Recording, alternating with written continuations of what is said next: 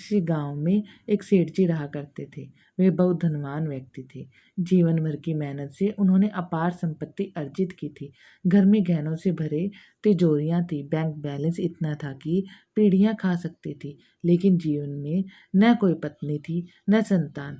माता पिता भी बचपन में ही चल बसे थे। अकेलेपन और चिंता में डूबे रहते थे।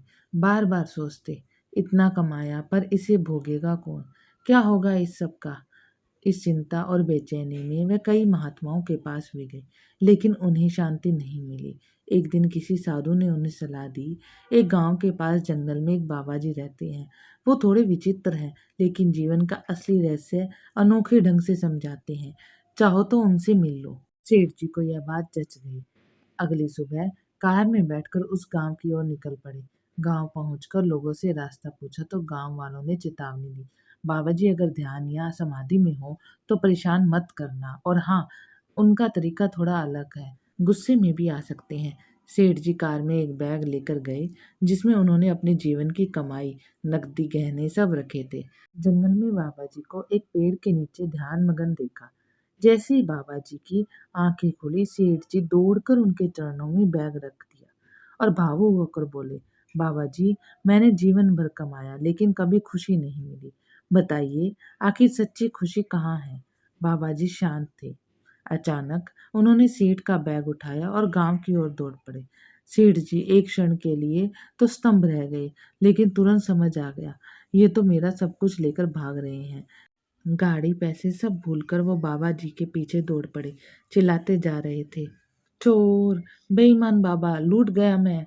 गांव वालों को जब यह दृश्य दिखा तो वे मुस्कुराने लगे, क्योंकि वे बाबा जी के इस अंदाज से परिचित थे। सेठ जी दौड़ते भागते पसीने से तर गांव की गलियों में बाबा जी का पीछा कर रहे थे। मन में बस एक ही चिंता, कहीं ये पैसा छुपा ना दे, मैं तो बर्बाद हो जाऊंगा।